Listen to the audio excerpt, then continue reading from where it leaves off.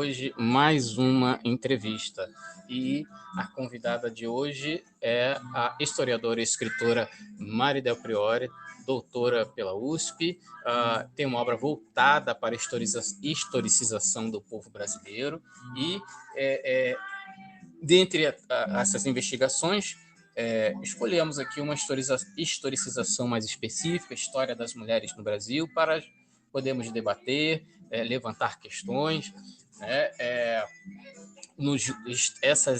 essa historicização está presente nos livros Sobreviventes e Guerreiras, livro recente, de 2020, e também no livro História das Mulheres, 2004, editora Contexto, que também foi premiado com o Prêmio Jabuti.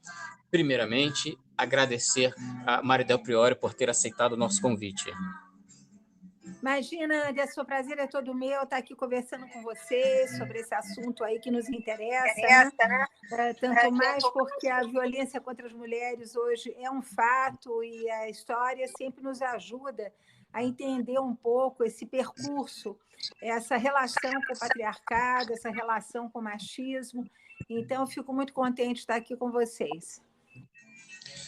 Certo. E no livro História das Mulheres, esse livro, uma coletânea, vários autores, de 2004, na qual você é organizadora, na página 8, na introdução, você diz: a história das mulheres é a história relacional, e que nessa historicização não interessa apenas contar a saga de heroínas e mártires, né? Trata de enfocar as mulheres através das tensões, das contradições que se estabeleceram em diversas épocas, entre elas e seu tempo, entre elas e as sociedades nas quais estavam inseridas.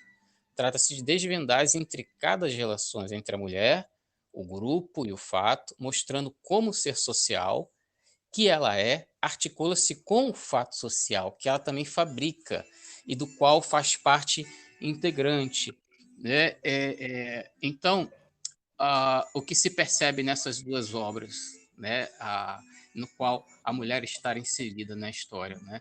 Pensar as transformações da intimidade, essas intimidades e relações que refletem o processo civilizatório, as implicações do sujeito mulher no agenciamento das subjetividades, das dimensões simbólicas, pensar os dispositivos de vigilância ao longo dos séculos, as particularidades desses dispositivos, até chegarmos à contemporaneidade, ao tempo de rede social, ao tempo de Photoshop, de ideal de magreza, do imperativo do aparentar. Então, professora, inicialmente, nos faça um resumo desses séculos de história da mulher no Brasil. Olha, Anderson, primeiro é importante dizer que há uma diferença de quase 20 anos, né, entre um livro e o outro. O História das Mulheres do Brasil, primeiro é uma coletânea, eu lembro a você e a vocês que estão nos ouvindo, que a História das Mulheres ela chega nas universidades por volta dos anos 90, embora a segunda onda feminista date aí dos anos 70 e 80, é nos anos 90 que, digamos, os estudos sobre condição feminina, mulheres no plural, não havia qualquer preocupação de falar de gênero, a coisa estava chegando. Então, foi muito bacana, porque o livro ele reúne grandes especialistas que trabalhavam na época, inclusive nas suas teses, né, com esse tema. É o caso da Margarete Rago, uma figura importantíssima, Maria Aparecida Moraes, Norma Teles, enfim, mulheres que estavam palmeando, como eu, essa questão da história das mulheres. E história relacional, como... do Vaifas. Oi? Também acrescento a Elígia Fagundes Telles, Guacira Lopes, Louro. A Lígia foi um golpe de sorte. A Lígia, eu na época, eu tinha um queridíssimo amigo, um grande arquiteto, Joaquim Guedes, que era professor da FAO, muito amigo da Lígia, e ali nós nos encontrávamos sempre, e eu pedi à Lígia se ela teria algum texto que pudesse fechar o livro. E ela, muito generosamente, estendeu esse texto para mostrar justamente a importância da mulher e da literatura, essa conivência que se estabelece entre a mulher e o letramento, que, se a gente for puxar para trás, é o que tira a mulher da vida privada para levá-la para a vida pública. Mas o legal é que, nessa época, eu tinha feito também 2 pós-docs na Escola de Altos Estudos em Paris, e eu tive contato lá, muito antes da Michelle Perrault aparecer como uma estrela da história das mulheres, com o primeiro grupo de mulheres que estava realmente estudando a história das mulheres, que eram medievalistas, muitas delas muito conhecidas depois, Catherine Fauve-Chaumont e outras, né?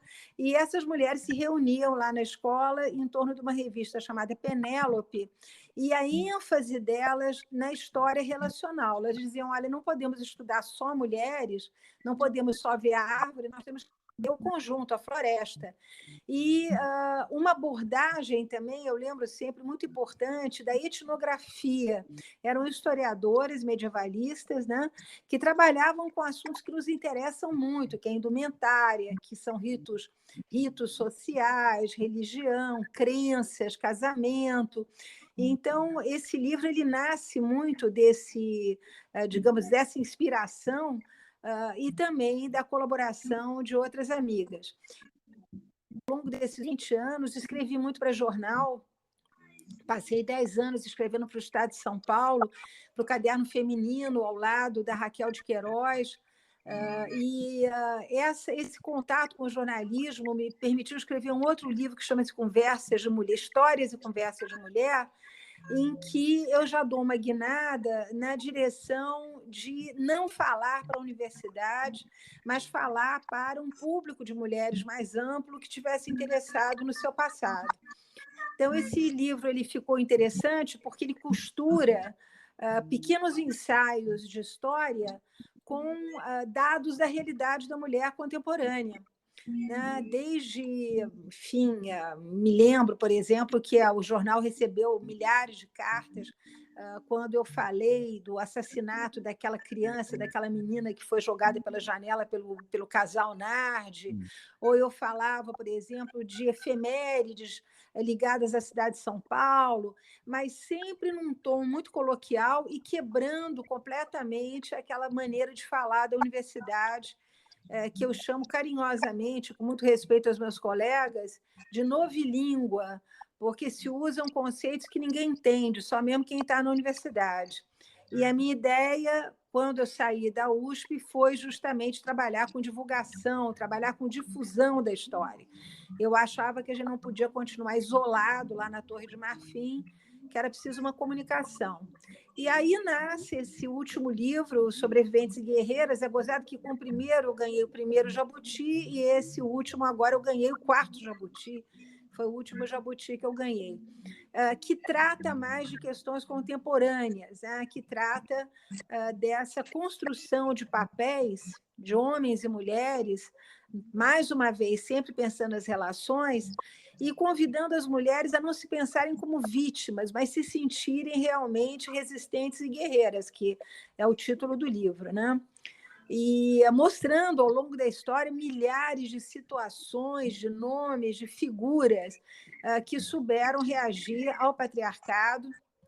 Lembrando que o patriarcado não é só o patriarcado europeu, ocidental, cristão, né, que vem amparado pela igreja, que queria a submissão da mulher, que vem amparado pela medicina, que queria a menoridade física da mulher, mas é também o patriarcado africano, né, um patriarcado que apostava na poligamia, apostava em operações cirúrgicas sexuais, como a excisão do clitóris e o enfibulamento, apostava no exílio da mulher estéril, apostava no casamento infantil.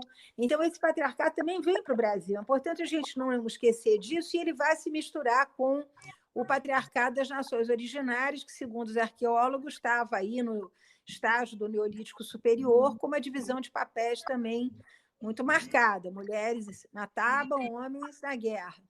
Então, esse caldo todo, né, vai pressupor uma submissão muito grande das mulheres, mas elas não são o tempo todo submissas, elas reagem muitas vezes com violência, de arma na mão, com artimanhas, com inteligência, mas reagem, sobretudo, através do seu trabalho e através do letramento. Então, essa é uma ruptura fundamental, isso é um tiro no pé do patriarcado.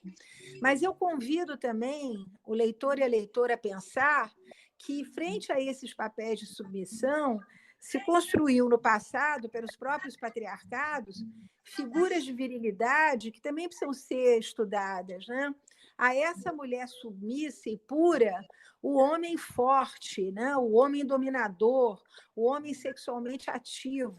À medida que o século XX chegava, as imagens da mulher mais liberada, trabalhadora, integrada ao mundo do trabalho, ao mundo da política, vai corresponder também o homem honesto, que não bebe, que não joga, que traz o dinheiro para casa, que é o responsável pela família.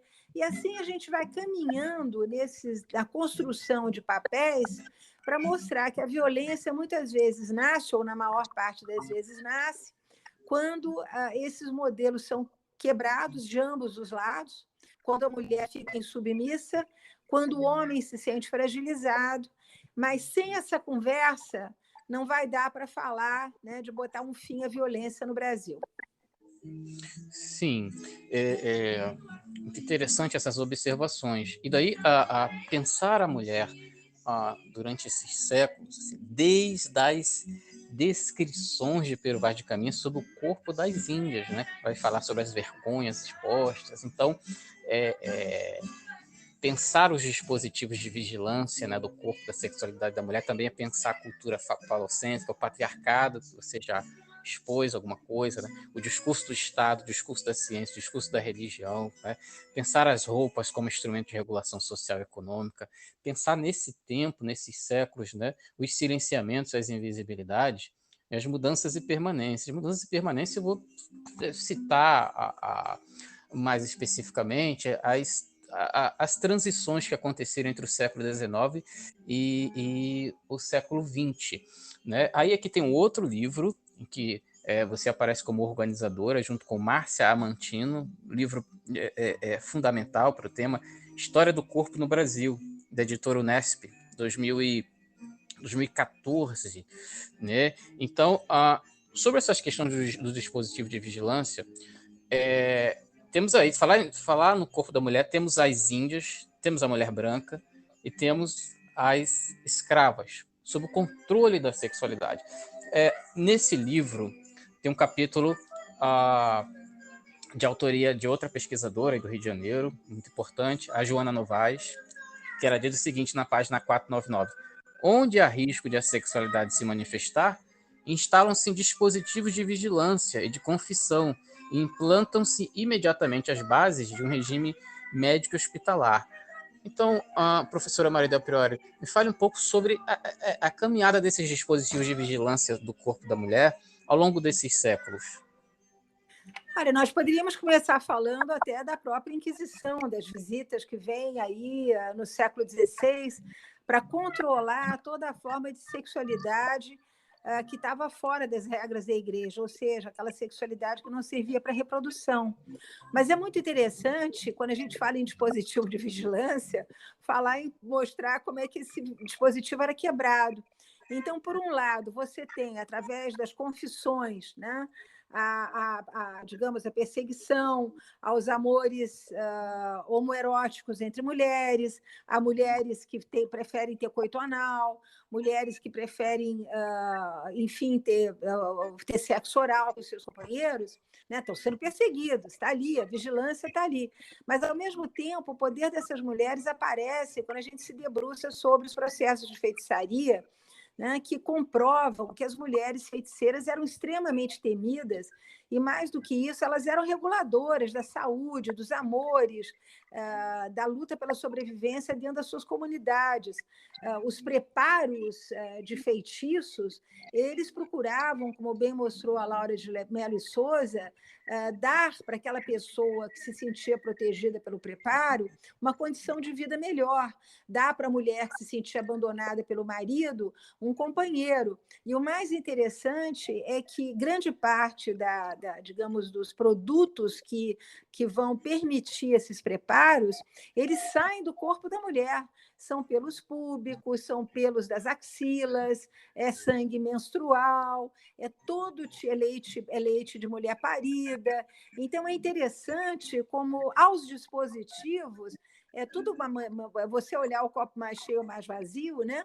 Corresponde sempre uma resistência e uma ação das mulheres, né? Então, temos aí esse exemplo. Depois, ao longo do século XIX, temos a medicina que vai querer consagrar a mulher pura, a virgem santa, a questão da virgindade. Mas, por outro lado, a gente vai para os jornais e vê anúncios, né, de pessoas que refazem o ímen das meninas desvirginadas. A gente vai ler, por exemplo, sobretudo no final do século, o número de mulheres que agridem os seus companheiros quando são agredidas. Então, é preciso sempre ver os dois lados e não centrar num único discurso vitimizador, porque isso não leva a nada, não leva a compreensão de coisa nenhuma, só serve para baixar o sentimento de autoestima das mulheres. É o chamado maniqueísmo, né? E aí, sobre essas mudanças e permanências, vou tocar no tema da sexualidade das escravas.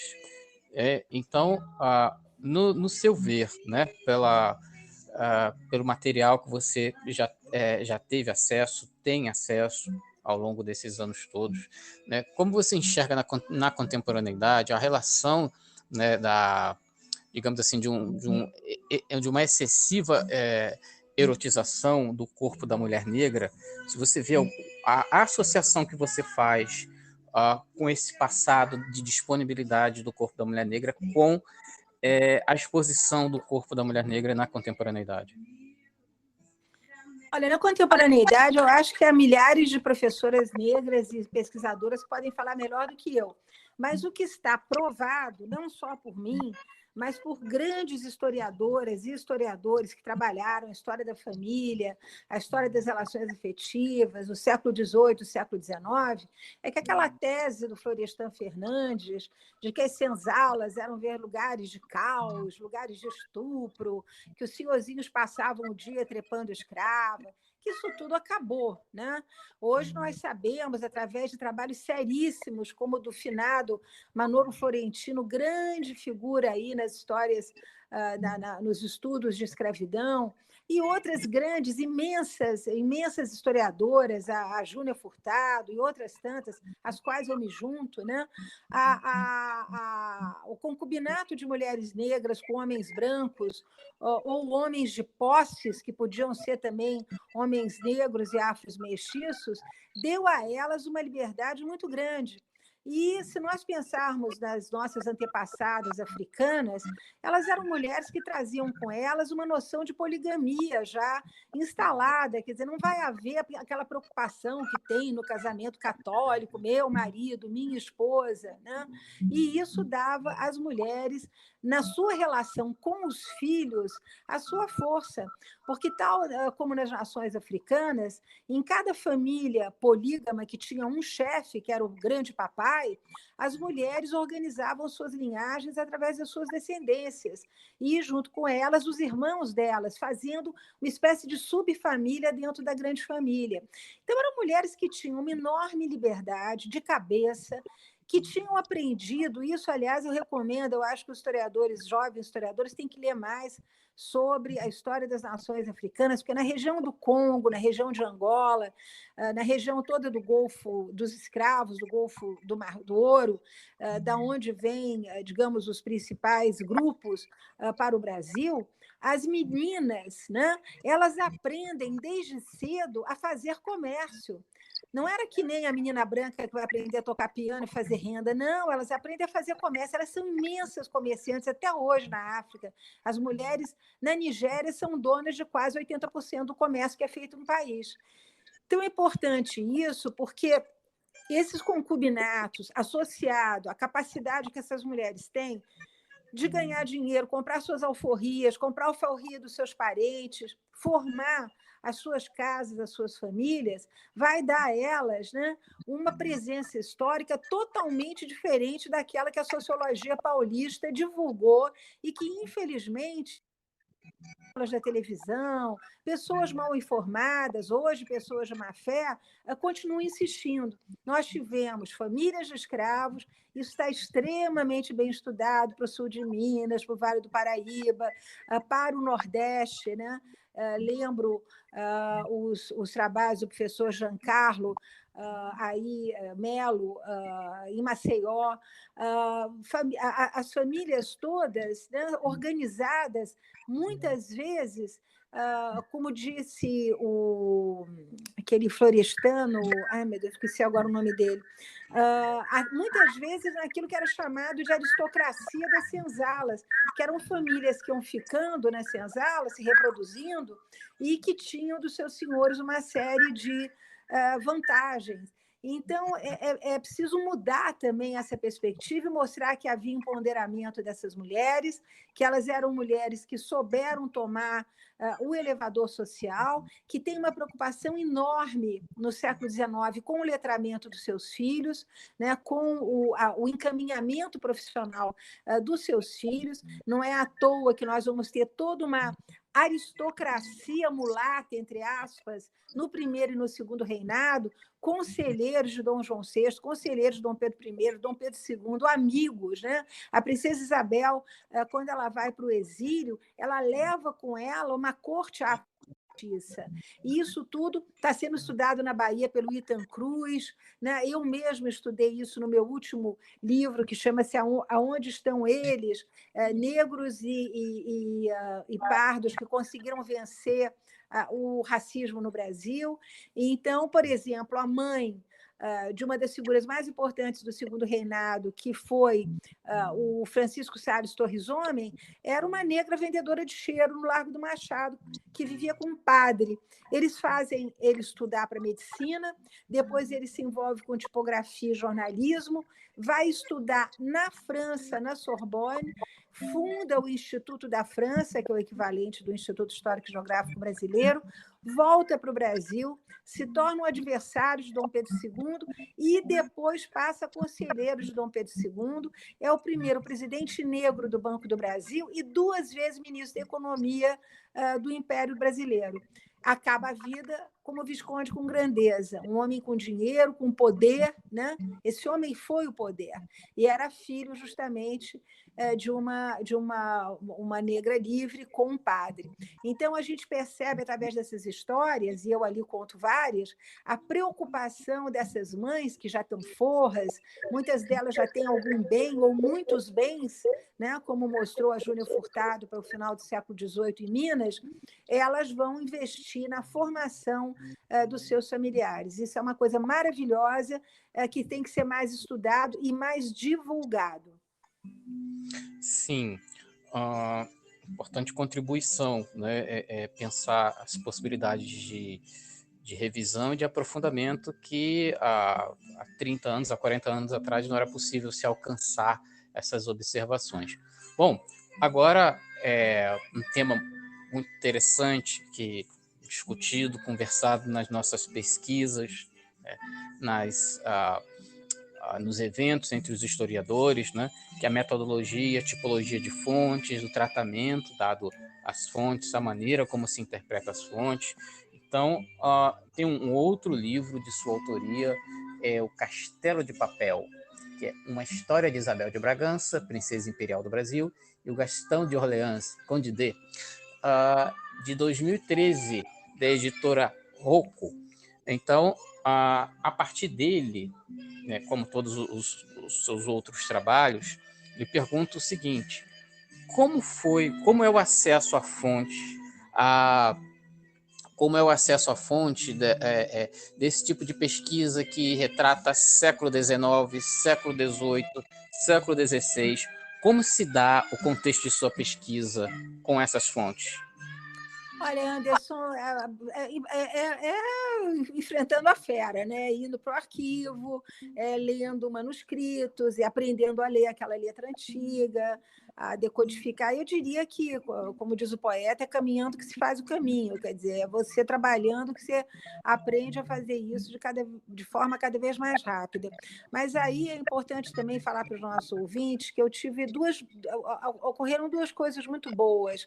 Primeiro, eu moro na roça, né? Eu moro aqui entre Teresópolis e Petrópolis, então, para mim, ir ao Museu Imperial e pesquisar no museu era relativamente fácil, demorava 45 minutos para chegar lá e passava o dia lá olhando a documentação da família imperial, as cartas, sobretudo.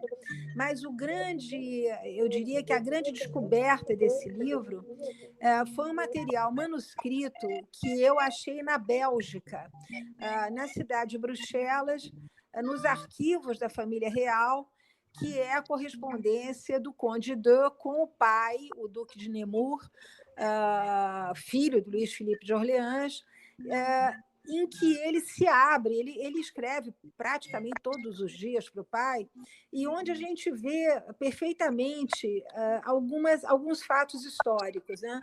O primeiro deles é que a princesa Isabel, embora os monarquistas defendam muito a princesa Isabel, ela era ótima pessoa, sem dúvida, mas ela custou muito abraçar o movimento abolicionista. Né? O próprio amigo dela, o André Rebouças, escreve no diário dele em fevereiro de 1888, primeiro ato de Isabel contra a escravidão. Ela custa muito, porque ela está na Europa, ela está tendo filho, ela leva uma vida muito de dona de casa com o marido, né? Ela estava muito afastada dessas preocupações. E a outra coisa é os sinais já que o movimento republicano vem dando e que o coitado do Gastão tentava alertar o Dom Pedro II, mas eles realmente não se davam bem. Né? E o Dom Pedro II ignora as várias vezes em que o Gastão tenta conversar com ele sobre esse tema, colocá-lo de sobreaviso. Tanto é que, quando se dá o 15 de novembro, a única pessoa ali que não se assustou, que estava esperando isso, foi o próprio Gastão, né? Então, eu diria que a correspondência é um material riquíssimo para o historiador, né? A gente trabalhar com cartas, trabalhar com memórias. E olha, Anderson, hoje mais e mais pessoas estão descobrindo dentro dos arquivos essas memórias, esses diários. O diário, por exemplo, da Condessa de Barral, eu descobri jogado lá no arquivo do Instituto Histórico e Geográfico Brasileiro. Por que não passou? Por que passou batido por tanto historiador? Porque era um diário em francês e as pessoas às vezes têm dificuldade de ler em francês, aquela fonte ficava ali meio abandonada. Mas eu diria que os nossos arquivos são riquíssimos. Nós temos arquivos privados no Brasil que são igualmente importantes. Então, eu acho que o lugar do professor de história em sala de aula, mas o lugar do historiador é no arquivo. Ele tem que estar lá fuçando, né, aquelas gavetas e tentando aprender com aqueles documentos. Bom, você citou a Condessa de Barral, né? Tem um livro especificamente, né? Um livro específico sobre ela, né? Agora vamos ao tema a contemporaneidade, né? Cada tempo sua cultura, cada cultura seu sentido.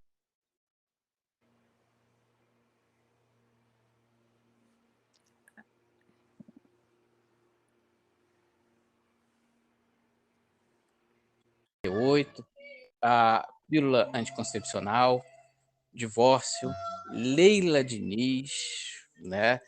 A lendária entrevista de Leila Diniz ao jornal Pasquim, né? As mudanças de erotismo, né?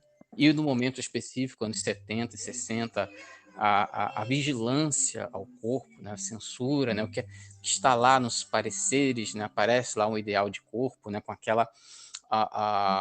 aquela frase imperativa, né? Moral e os bons costumes. Falo aqui com alguma propriedade, que é o tema da minha pesquisa, né? Corpo e representações do corpo durante a ditadura. Então, assim, são travessias importantíssimas dessas do século XX.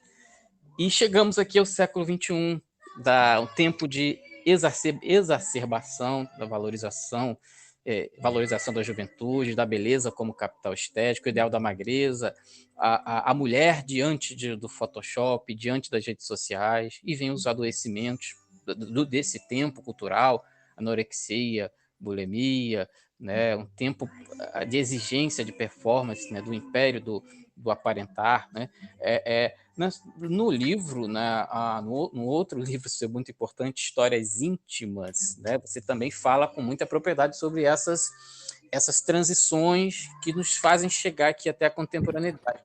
Fale um pouco sobre a história da mulher, a mulher, o corpo da mulher, atravessada por essa cultura contemporânea. Olha, Anderson, uma das coisas das quais a mulher mais sofreu foi a ditadura da imagem, né?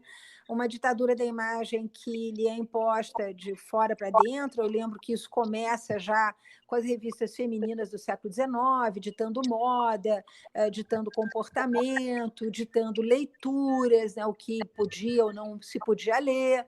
E no século XX isso só vai ficar mais acerbado graças justamente à fotografia, graças ao cinema, né?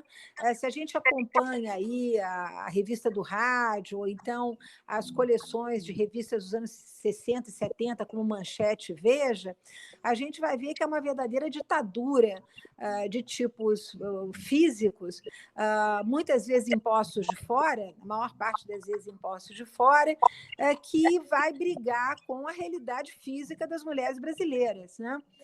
Isso eu vi, inclusive, num livro que está esgotadíssimo, chamado Corpo a Corpo com as Mulheres, em que eu uma série de cirurgiões plásticos, e a maior parte deles me dizia: olha, a brasileira é uma mestiça, ela tem um bumbum africano, ela tem um peito português, ela tem um nariz semita, ela tem a perna não sei como, mas ela deita aqui na cama para ser operada, ela quer virar Barbie. Né? Eu lembro que os anos 70 e 80 foram assim o pique da cirurgia plástica. O Brasil se tornou o segundo país em cirurgia plástica no mundo, e, junto com isso, as academias, né, bombando, todo mundo se malhando, os homens também, não foi só as mulheres, não. Né?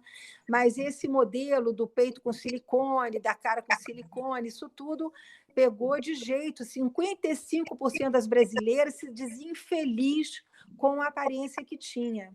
Então, realmente foi, eu acho, um sofrimento muito grande para essas mulheres. Graças a Deus, né, eu acho que as redes sociais e a terceira onda do movimento feminista veio para chutar esse balde. Né?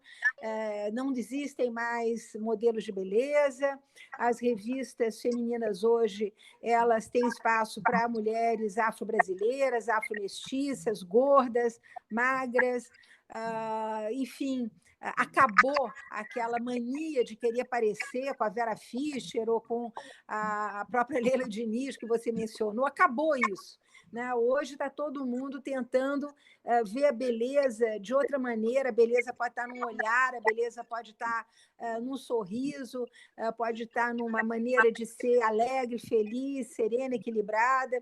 Então, graças a Deus, eu acho que o século XXI mandou esses estereótipos todos para o espaço. Foi uma conquista das mulheres? Foi, porque até o final dos anos 90, Anderson, eu trabalhei com entrevistas da Veja e da Manchete. Quando perguntadas, 90% das mulheres brasileiras queriam ser objeto sexual do homem. Então, é óbvio que, se elas querem ser objeto sexual, elas vão passar o tempo malhando, fazendo cirurgia plástica, entendeu? Em vez de investir nelas mesmas, naquilo que elas gostam ou que elas acham que é bom para elas se realizarem como seres humanos. Então, a gente vê que arrancar isso de dentro delas foi muito importante, e eu acho que isso se deve à terceira onda do movimento feminista e à sociedade em redes, que acabou diluindo completamente esses cânones que existiram até pelo menos o final do século XX. Sim, sobre essa questão, ainda no artigo de Joana Novaes, que também é autora de um livro importantíssimo, Intolerável Peso da Feiura, né, que ela faz, né, uma pesquisa sobre as mulheres e seus corpos. Ela diz aqui na página 482 do livro História do Corpo no Brasil, né? A civilização contemporânea se caracteriza com efeito pela queda dos ideais, isso que você acabou de falar. Nessa época, nossa época é marcada pela perda ou pela extrema fragilização daquilo que antigamente balizava a cultura, tradição, virtude moral, senso comum, autoridade, etc. Isso se traduz por um questionamento dos diferentes componentes do humano, os temas de identificação feminina, do sexo, do gênero, os da família moderna, à luz do abalo da função paterna, da identidade nacional, do declínio das metanarrativas. Essa é uma questão importante a ser percebida nessa travessia. A professora Maridel Priori, eu quero agradecer a sua, não só a sua participação aqui no nosso podcast, você ter aceito o convite, mas agradecer pelo seu trabalho, né, pela seu trabalho, assim, a difusão, uma prestação de serviço, assim, de difusão do saber, difusão do pensar, do estimular o raciocínio, de estimular a curiosidade, de estimular a se pensar o Brasil, se pensar a sexualidade, se pensar as relações, né, e chamo também assim da relação, né, entre a macropolítica e a micropolítica, né, que as duas ferramentas, os dois caminhos são concomitantes. Então, é um agradecimento pela sua obra também. Muito obrigada, Anderson. Mas eu lembro que sem pessoas como você, nada disso daria certo. Agradeço a você e seus ouvintes, desejo um ótimo final de ano e que em 22 a gente tenha um ano mais clemente. É tudo que eu desejo. Saúde para vocês todos e vamos trabalhar pela história do Brasil. Ok, professora. E a entrevista com Maridel Priori, né, Ao Fundo, TT Espíndola, Canções de Amor, 1994, TT Espíndola e sua craviola. Então, aos nossos ouvintes, um abraço e até o próximo episódio.